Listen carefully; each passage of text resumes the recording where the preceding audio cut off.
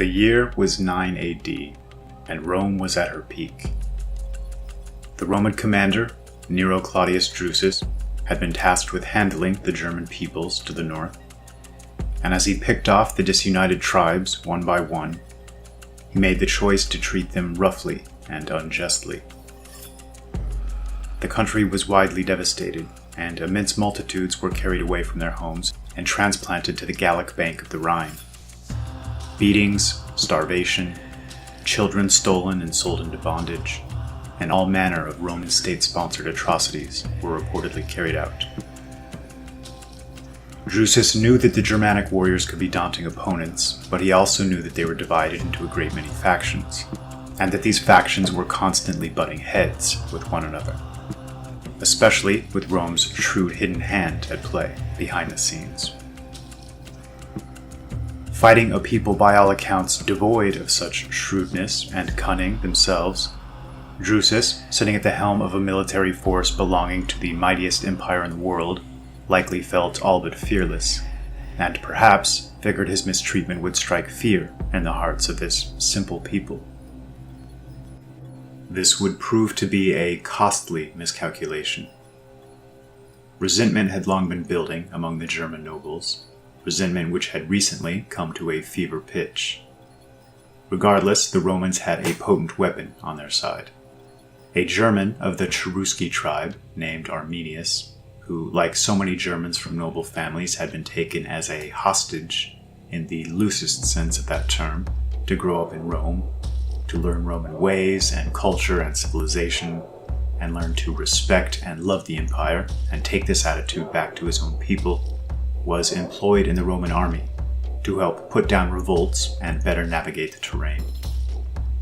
He'd risen to prominence quickly in Rome, and was well liked and respected by all, for his merit and the general disposition of his personality.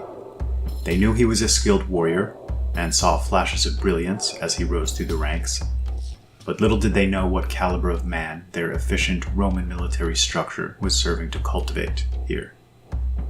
They would soon find out. In a masterstroke of subterfuge, something the Romans wouldn't have expected from the Germans, and perhaps a learned trait that Arminius had picked up in Rome and now saw fit to employ out of necessity, Arminius began to play the long game with Drusus and Varus, and feign alliance and devotion while secretly inventing pretexts to meet with the most powerful German chieftains in the surrounding region. The tribes had been pushed well past their red line, with the brutal, insulting, ignoble treatment they'd endured, and now had decided to go all in, relishing the moment they'd be able to teach their Roman foe a lasting lesson. At an agreed-upon time, the 10 Roman cohorts spread across the Germanic territory, which Arminius had previously requested as a means of keeping the peace, each cohort containing approximately 500 Roman soldiers, were simultaneously pounced upon and slaughtered to the last man. Arminius then rode to Varus and claimed a revolt in the north required the attention of the Roman force. Having no reason as yet to believe Arminius was anything but a submissive vassal, Varus set off immediately with 3 legions in tow, exactly as Arminius predicted, taking the precise route he'd expected. The Germans were ready. The Roman soldiers had always been uncomfortable fighting in wholly foreign, often cold or swampy or foggy German forests, but time-tested leadership, tactics, organization, and strength in numbers had always proved enough. Stretched out in a long marching column, it's likely that at this point they still felt confident, if a bit uneasy. But this confidence was about to be shattered to an extent none of them could have predicted at the time. Without warning, and believing themselves to be in safe territory, Germanic warriors streamed out of the forests to simultaneously assail both sides of the all too thinly stretched column, and massacred many, while throwing the procession into confused chaos. Worse yet, the cavalry auxiliary units protecting Roman flanks as they marched were Germans as well, and very much in on the rebellion. The legions were now spread out, stretched thin, and surrounded. Beating a hasty fighting retreat, the Romans finally set up a fortified camp for the night, and after an attempt to break out of it later in the next day, they were set upon again as a torrential rain began to pour. Their wet bows became useless, their shields and weapons waterlogged, and the morale of the men must have begun plummeting to critical levels rarely experienced by a professional Roman army. Picture for a moment the Roman soldier in a hastily constructed night camp, having lost their German guides, entirely surrounded by German forests, filled with German warriors, and as the unrelenting downpour turns the foreign terrain to muck beneath his feet, he realizes just how far he is from home. Fighting men who are for the most part bigger, stronger, and unlike his peers, aren't mercenaries who fight for pay, but rather fight for the love of it. They fight as sport, as a test of courage, as ritual, as release. If they live, they go home a hero. If they die nobly and bravely, they ascend into the afterlife as a hero, making them essentially fearless. Not only are a multitude of various tribes now united as one in opposition, but after years of the grossest disrespect and violence and every form of debasing intrusion, they're now enraged. And led by Arminius, a man who knew Roman armies and tactics like few others, and was both highly motivated and competent. Picture these Romans attempting to sleep at night, as they can't help but hear the infamous German war chants echoing through the darkness of the pitch-black forests in a low, powerful hum. Quote, putting their shields to their mouths, as Tacitus states, so that it may swell to a fuller and deeper sound. End quote. Having watched so many of their legionary peers slaughtered, and likely having glimpsed traces of panic in the face of their leaders, despite best efforts, as they struggled to find a viable path forward, this was the ultimate test of their mettle. In a desperate attempt at escape, the Romans engaged in a night march, in exactly the territory Arminius had expected, no doubt wondering with each successive step if it might be their last. Suddenly, showing a strategic mastery of tactics once again, a mass of Germans appeared as if from nowhere.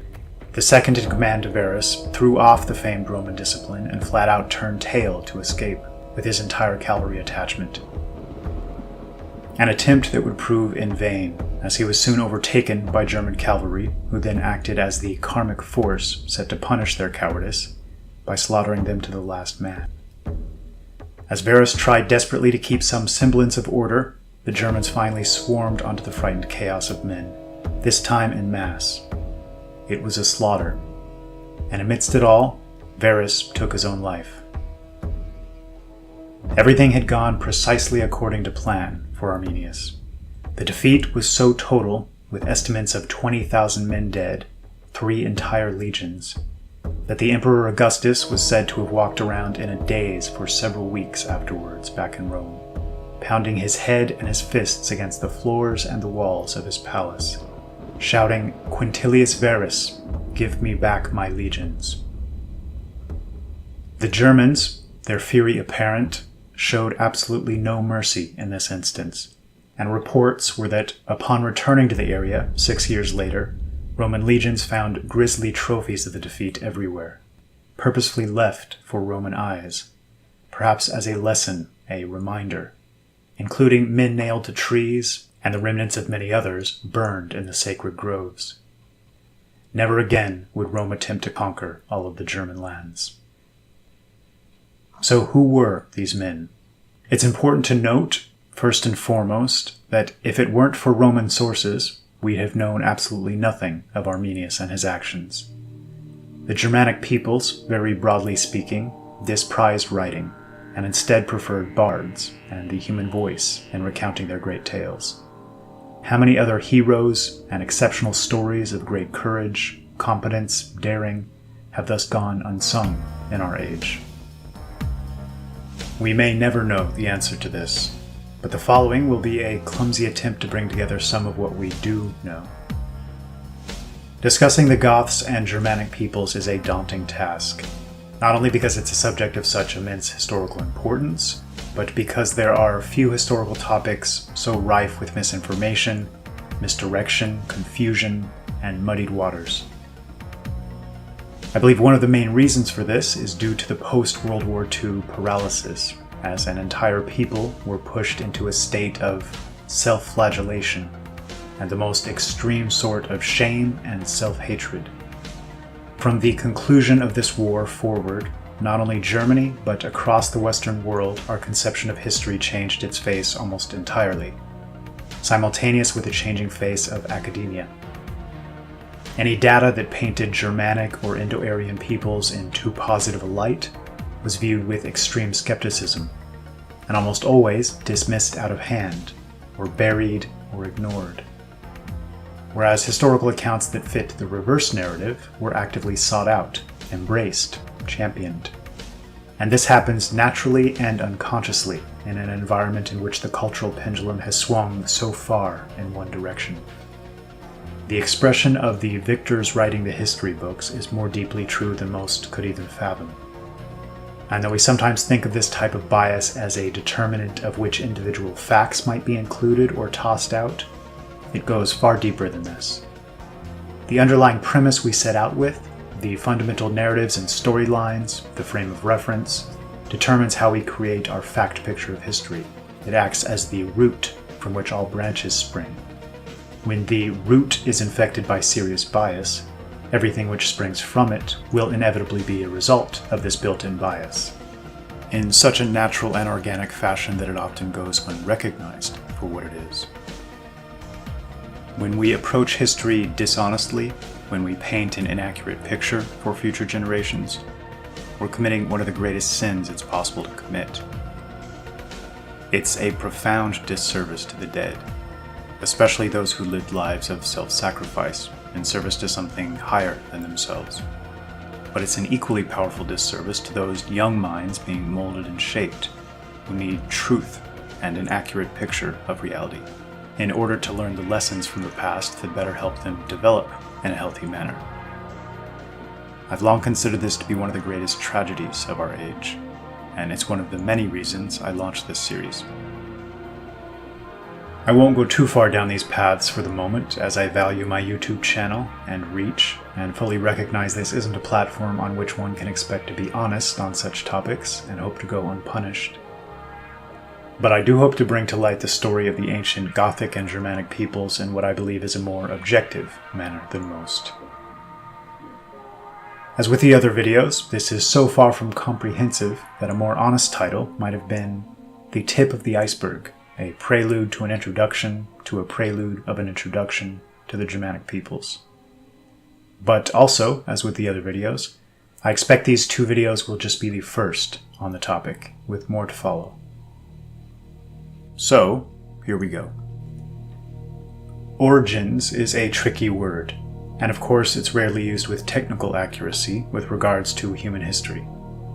Definitively tracing the origins of a people to a specific area is virtually impossible. Short of hard and fast knowledge that they sprung from the soil, or were created by a higher power on a certain patch of ground at a given time, the word is largely a misnomer. And what we usually mean by it is that a people were highly concentrated in a given area at a given time, before spreading outwards.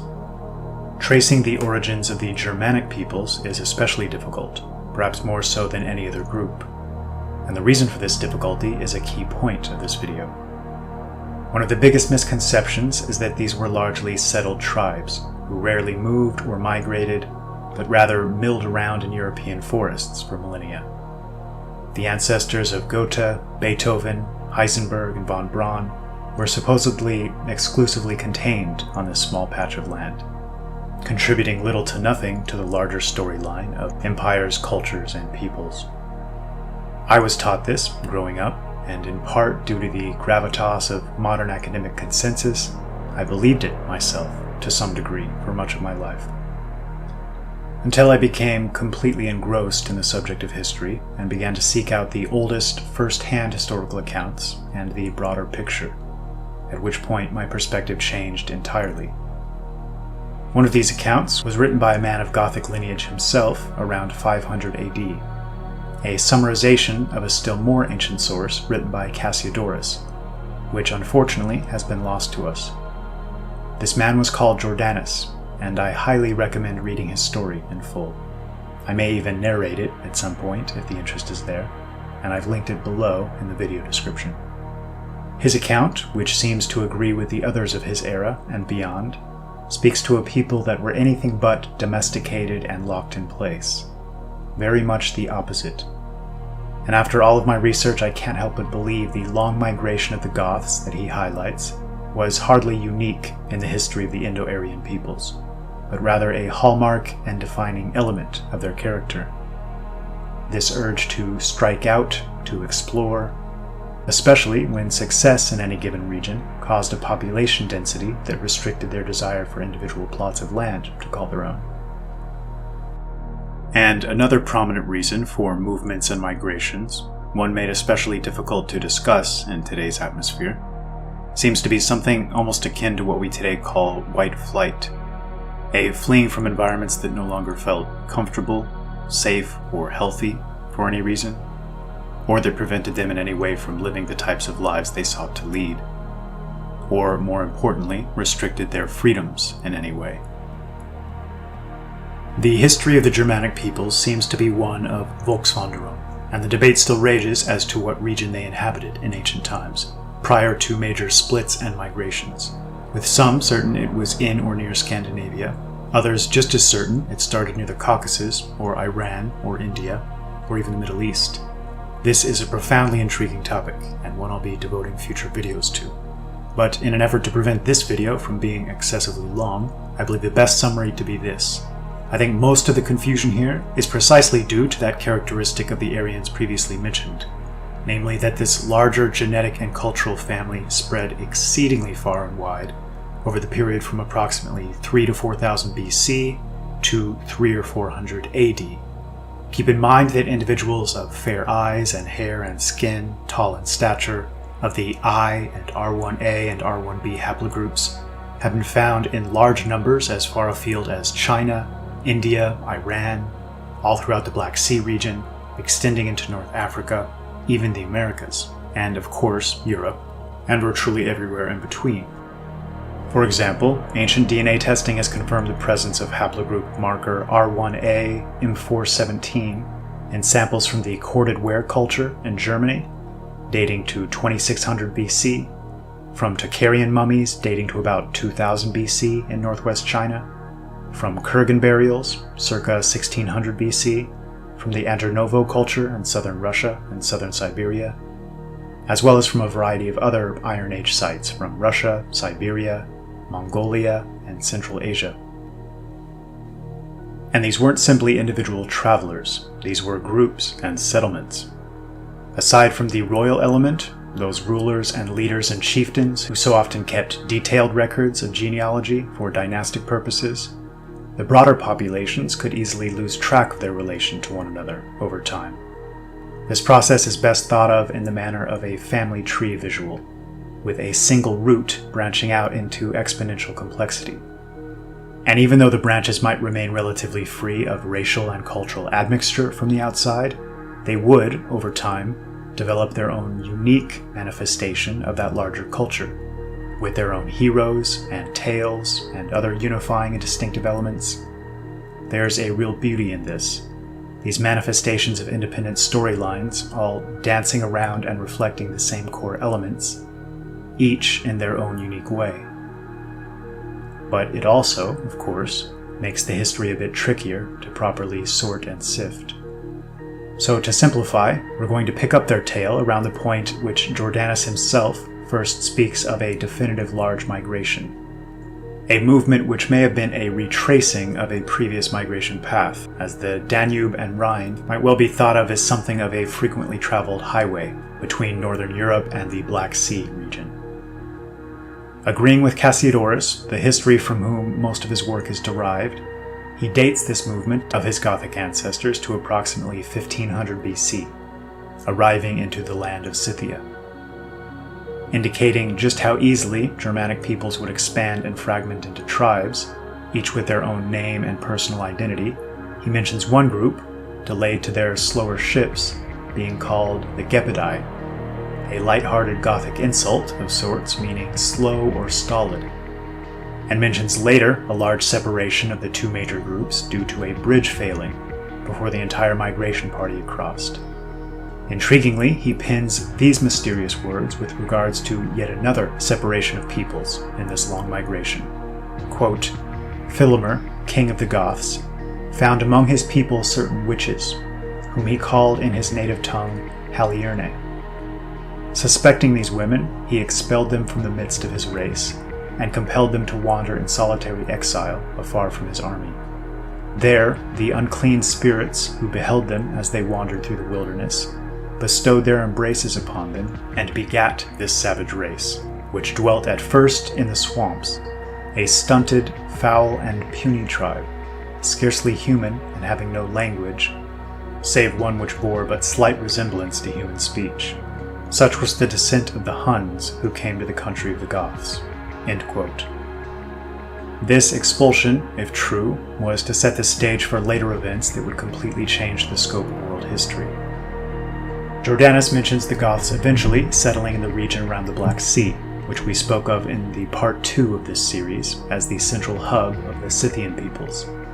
And this shouldn't be surprising. The blanket racial designation of Scythian was virtually synonymous with the Gothic people for many ancient historians, and one might include Thracian, even Dacian, and the later term Germanic among these blanket terms, so often used by older sources to refer to a larger racial and cultural family of peoples. I very much agree with the Anglo-Saxon historian Sharon Turner when he says, quote, the Anglo-Saxons, Lowland Scotch, Normans, Danes, Norwegians, Swedes, Germans, Dutch, Belgians, Lombards, and Franks have all sprung from that great fountain of the human race, which we have distinguished by the term Scythian, German, or Gothic. End quote. And I believe this broader perspective provides a much more clear and helpful understanding of history.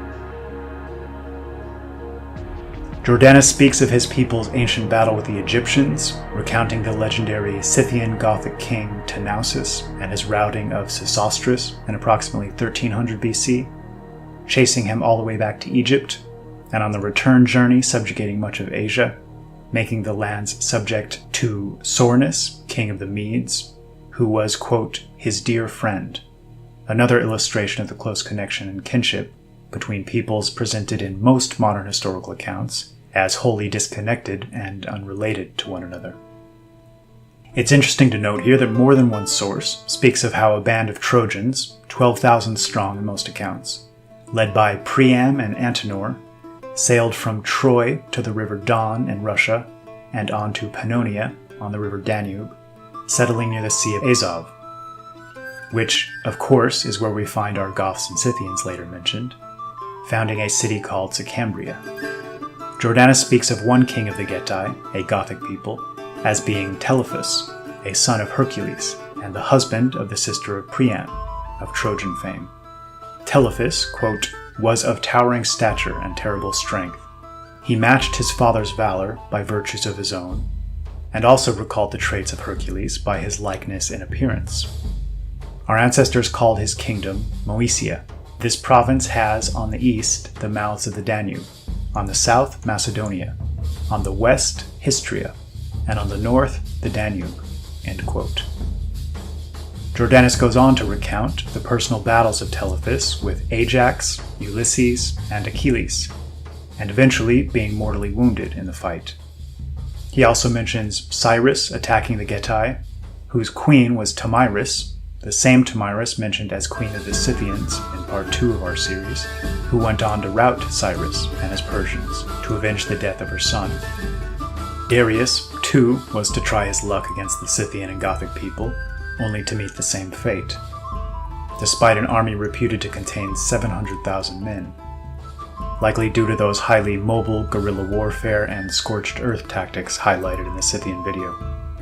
Following Darius's failure, quote, after his death, his son Xerxes planned to avenge his father's wrongs, and so proceeded to undertake a war against the Goths with 700,000 of his own men and 300,000 armed auxiliaries, 1,200 ships of war, and 3,000 transports.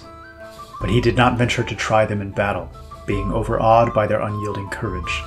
so he returned with his force just as he had come, and without fighting a single battle." End quote.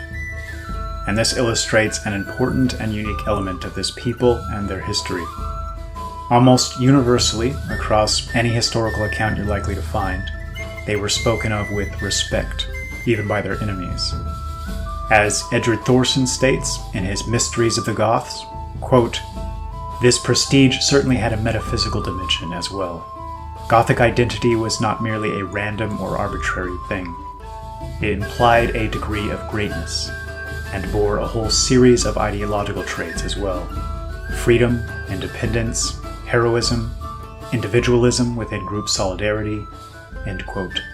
This was a people that cared deeply about upholding the honor of their name, seemingly both as tribute to their ancestors and a gift to their descendants, and would sooner die than be seen as cowardly, scheming, weak, ignoble, or otherwise unjust.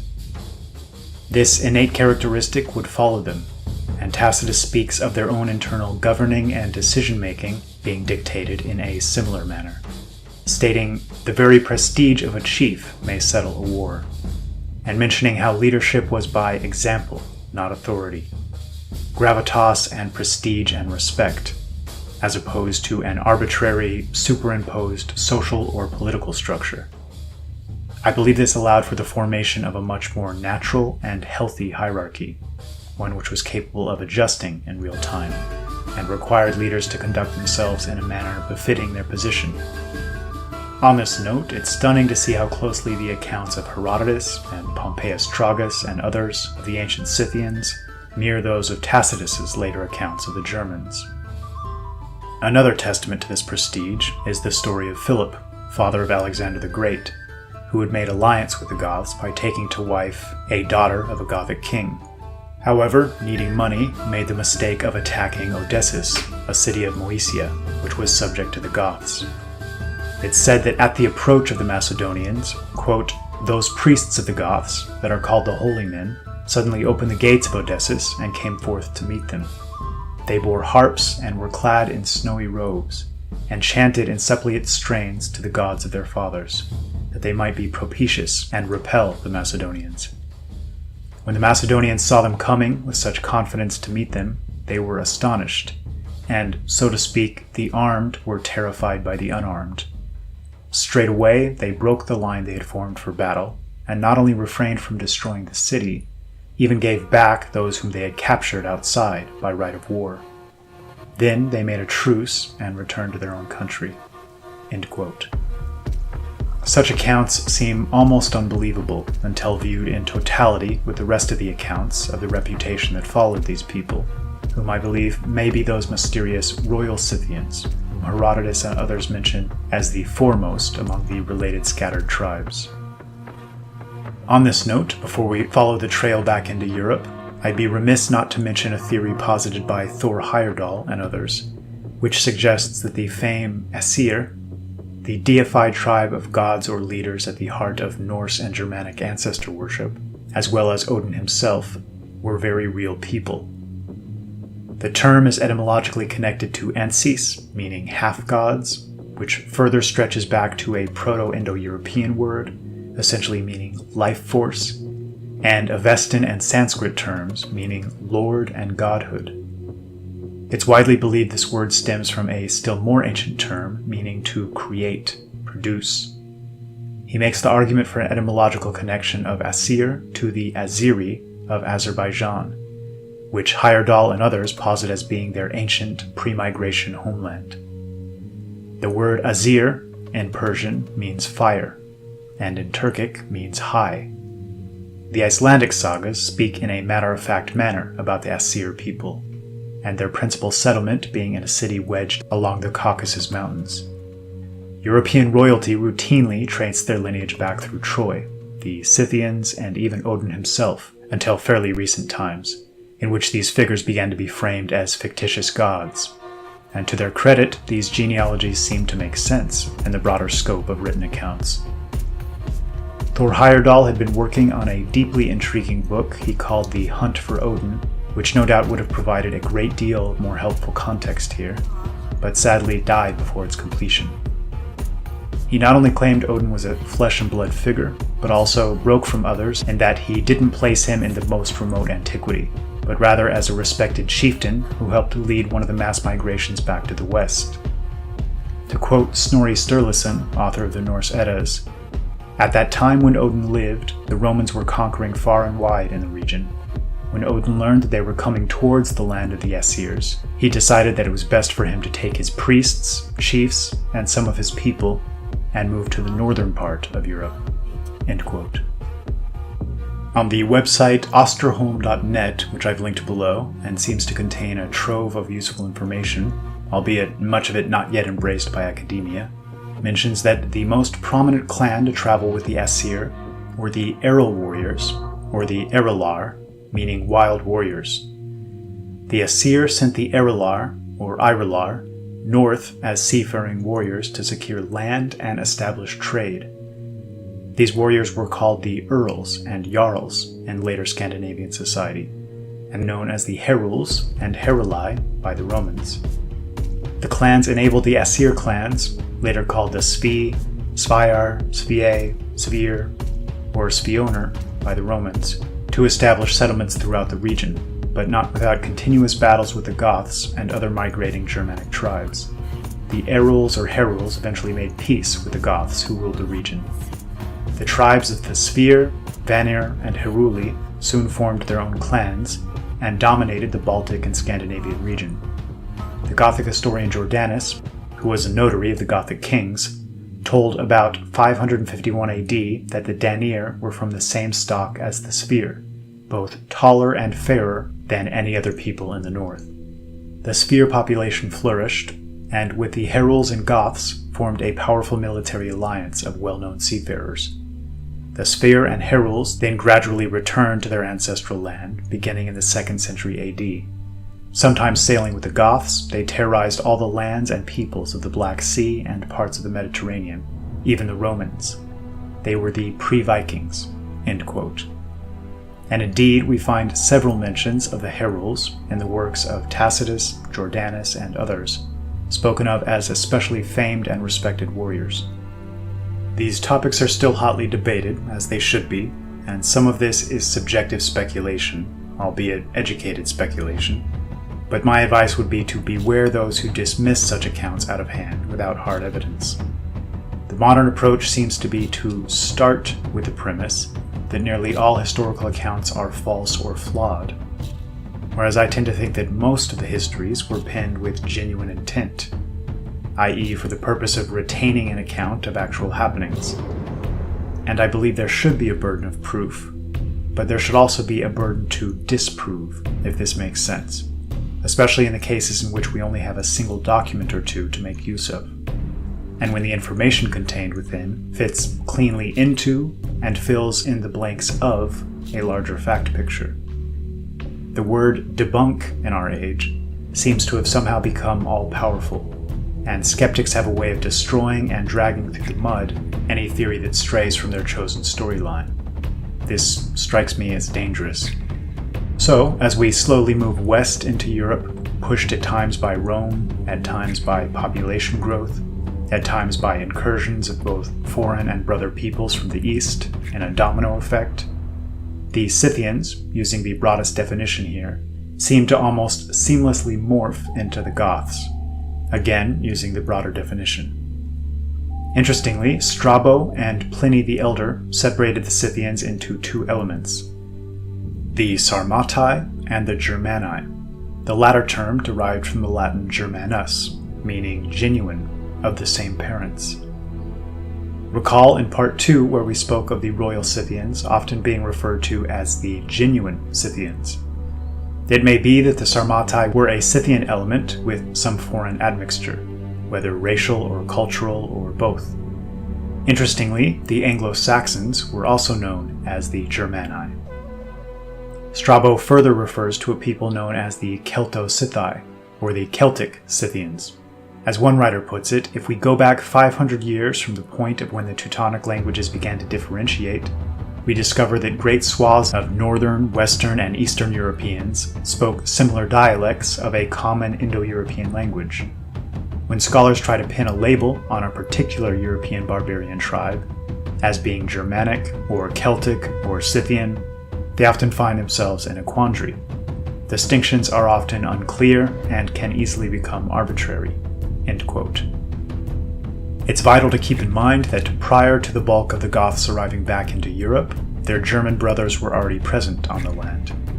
With the Cimbrian War kicking off the conflict between Roman and Germanic peoples in earnest in approximately 110 BC, and others, too, giving Julius Caesar a taste of what was to come, as he mentions firsthand in his work The Commentaries on the Gallic War. Almost from the start, there was a relationship of mutual respect, at least with regards to martial capabilities. And the Romans, too, held to one of the longest traditions across all Indo-European societies in employing almost exclusively Scythian and Germanic peoples in the personal bodyguard of the leadership, in this case the Roman emperor. A hand-picked elite cadre of men chosen for both fighting merit and an unshakable sense of loyalty and honor. The Praetorian or Varangian or Swiss Guard units are just a few examples of this long-standing custom. A custom which I personally believe originated with the royal Scythians as a means to protect royal lineages. Tacitus gives us the best account of the ancient Germans in their natural state, and I highly recommend his works, especially Germania, for those seeking additional context. He's not merely a brilliant man, but seems to possess an especially healthy and well-oriented mind, coupled with judgment and foresight to see many things that those around him seem to miss. I've linked his audiobook below for those interested, but to cover a few interesting excerpts, he speaks of the German name being a fairly recent invention and a misnomer, a Roman interpretation of the name of a single tribe, which they then lazily applied to all of the scattered tribes. He speaks of ancient songs and bards being the mechanism for passing down history and stories, and mirroring the Scythian legends, quote, "They say that Hercules too once visited them, and when going into battle, they sing of him first of all heroes," and speaks of the infamous war chants they employed. Ulysses, too, was spoken of as having visited and founded an ancient town, and Tacitus speaks of a shrine of him containing Greek inscriptions still existing on the borders of Germany. Their kings were chosen by birth, their generals by merit. Neither had unlimited power, and they led by personal example. Quote, "The very prestige of a chief may settle a war," end quote. And it was considered a disgrace for a chief to be surpassed in valor, and infamy to have survived a battle in which one's chief had died, which I believe hints at one of the many reasons why the Germans were so highly sought in the Praetorian and Varangian and all similar royal bodyguard units. Their squadrons of fighting men weren't formed by chance, he says, no doubt contrasting Rome's mercenary structure, but composed of families and clans, meaning they'd always fight alongside brothers and kin, and be encouraged to have their wounds tended to by women who were wives or relatives, who, quote, "Tradition says that armies already wavering and giving way have been rallied by women who, with earnest entreaties and bosoms laid bare, have vividly represented the horrors of captivity, which the Germans fear with such extreme dread on behalf of their women." And, quote, "They even believe that the sex has a certain sanctity and prescience, and they do not despise their counsels or make light of their answers," end quote. Like so many other Indo-European peoples, they seem to place the highest value on maidens of noble birth. After all, a man is technically capable of passing his genetic lineage down to hundreds, even thousands of descendants, in the manner of a Genghis Khan, or perhaps even Heracles. So it's the woman who is the key component in this regard. He speaks of the style of dress as cloaks fastened with a clasp, or with skin-fitting clothing made from wild beasts, and speaks of the inner tribes as dressing better. Their diet was largely composed of wild fruit and fresh game and curdled milk. Similar to all other writers, he speaks very highly of their sense of, and customs with regards to, justice. Crimes were to be exposed and punished. Infamy was to be buried out of sight. Good habits, he says, were more effectual than good laws elsewhere. He speaks of them as a race with no natural cunning, and regarding their trade and barter, the vitally important line, "Of interest they know nothing," and says no nation is more hospitable, and it was their custom to give and receive freely, feeling no obligation from either action. Like the Spartans and Scythians and so many other related peoples, each individual, in a rite of passage, must earn their arms, and abandoning one's shield was considered the basest action, resulting in shunning.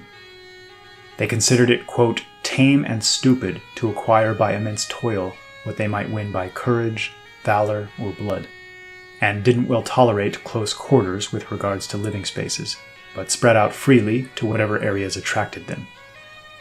They often indulged in what he calls games of hazard, sparring and warlike contests, sometimes wagering their own freedom, and in exceptional cases even their lives, in the competitions. And with regards to slavery, the type practiced by those Tacitus observed was very different from that we are accustomed to. Each, quote, "slave" was given a house of their own, and acted as indentured servants, required to give a certain amount of produce periodically. Each tribe seems to have created its own niche culture within the larger framework. One of the more intriguing descriptions of a wilder tribe on the borderlands is as follows, quote, "The Hari, besides being superior in strength to the tribes just enumerated, savage as they are, make the most of their natural ferocity by the help of art and opportunity. Their shields are black, their bodies dyed. They choose dark nights for battle, and, by the dread and gloomy aspect of their death-like host, strike terror into the foe, who can never confront their strange and almost infernal appearance. For in all battles it is the eye which is first vanquished." End quote. In another description, he speaks of the Cimbri, likely descendants of the Cimmerians, quote, "In the same remote corner of Germany, bordering on the ocean, dwell the Cimbri, a now insignificant tribe, but of great renown. Of their ancient glory widespread traces yet remain. On both sides of the Rhine are encampments of vast extent, and by their circuit you may even now measure the warlike strength of the tribe, and find evidence of that mighty immigration. Rome was in her 640th year when we first heard of the Cimbrian invader, in the consulship of Callias Metellus and Papirius Carbo, from which time to the second consulship of the Emperor Trajan we have to reckon about 210 years. So long have we been in conquering Germany. In the space of this long epoch, many losses have been sustained on both sides. Neither Samnite, nor Carthaginian, nor Spain, nor Gaul, not even the Parthians have given us more frequent warnings. German independence truly is fiercer than the despotism of an Arsaces. Germans, by routing or making prisoners of Carbo, Cassius, Scarus Aurelius, Servilius Capio, Marcus Manlius, deprived the Roman people of 5 consular armies, and they robbed even a Caesar of Varus and his 3 legions. They stormed the winter camp of our legions and even designed the conquest of Gaul. May the tribes, I pray, ever retain, if not the love for us, at least the hatred for each other." End quote. One of the many reasons Tacitus has not been given due credit in our times is due to a single statement that to this day drives the politically correct mindset into a frenzy. Quote, "For my own part, I agree with those who think that the tribes of Germany are free from all taint of intermarriages with foreign nations, and they appear as a distinct, unmixed race like none but themselves. Hence, too, the same physical peculiarities through so vast a population." End quote. Now, keep in mind he's referencing a large group of people here, not a nation, as Germany itself didn't exist as a nation until very recently. Also keep in mind as you witness modern academics trip over themselves to dismiss these words in any and every novel manner they can dream up. Here was one of the best minds of his age, sober and prudent, who had perhaps more experience with the varied races of humanity, and every possible mixture among them, due to his observing both Germania and the increasingly multicultural empire of Rome, than any of his peers, stating this opinion with definitive confidence. So, let's take a moment to speak to the Goths, specifically, as defined by those who saw them in their most narrow and specific form. First, the name. The Grimm brothers, noted as great historical minds in addition to being masterful authors, believe the term Goth to be closely connected to the German Gott, meaning God. Others have suggested the term meant nobly born, and there's an obvious connection to the root gut, meaning good. I tend to think that there's likely a grain of truth to most of these connections, directly or indirectly. Second, as to the physical description, the historian Henry Bradley sums up the almost universal description with, quote, "Goths are always described as tall and athletic men with fair complexions, blue eyes and yellow hair. Such people as in fact might be seen more frequently in Sweden than in any other land," end quote. And the Arab diplomat Ibn Fadlan would later describe the Viking Rus, likely the most direct outgrowth of the Gothic peoples as they came to be known under different names, by saying, quote, "Never before have I seen people of more perfect physique. They were tall like palm trees, blonde, with a few of them red. They do not wear any jackets or kaftanir, robes. The men instead wear dress which covers one side of the body but leaves one hand free.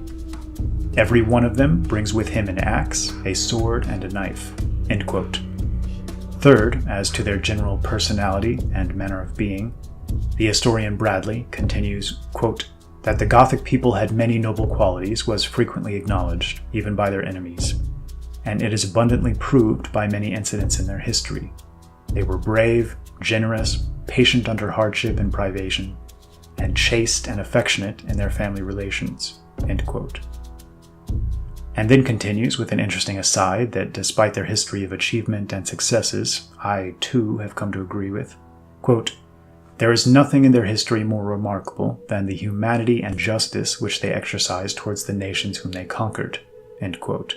He goes on to state that this was recognized by their foes, who often went so far as to welcome their appearance on the scene as liberators. In a remarkably objective quip, a Roman named Salvian, an ecclesiastic of Marseille, stated, "There is one consenting prayer among the Roman population, that they might dwell under their barbarian government." Thus our brethren not only refuse to leave these nations for their own, but they fly from us to them. Can we then wonder that the Goths are not conquered by us, when the people would rather become Goths with them than Romans with us? End quote. Fourth, with regards to their belief structure, I've always loved this snippet by Tacitus, which I believe to be fundamental in importance. Quote, "The Germans, however, do not consider it consistent for the grandeur of celestial beings to confine the gods within walls, or to liken them to the form of any human countenance. They consecrate woods and groves, and they apply the names of deities to the abstraction which they see only in spiritual worship." End quote. To me, this meaning is clear. The capital G God, creator of all things, was something beyond direct human understanding or quantification, and certainly beyond the ability for fallible human minds or hands to create in the form of idols to then be worshipped. Nature, in the form of sacred groves, was the closest proxy. They certainly practiced a veneration of ancestors, bordering on a form of worship, and held in extremely high esteem both Hercules and the archetype of Tiwaz or Tyre, also known as Ares to the Greeks, Mars to the Romans, who they saw as the personification of war, law, and justice simultaneously. Odin as well, and Freya. There's a great deal more to be said on the subject, but I couldn't hope to do it justice here, so I'll leave it at this for now, after a few more words about the concept of ancestor veneration. Edred Thorson states that the Gothic families maintained secret traditions stretching back to the time of their origins. Quote, "It is these sources which account for their success and the immortality of their name. These traditions hinged on the continuing secret cult of divine ancestry, the hidden cult of the Anses. The formula of divine ancestry must be understood in both its parts. First, the idea is that there is a divine, immortal, perfect, and wise component or element or substance, which is not bound by time or place. This transcends the mundane world, stands above it.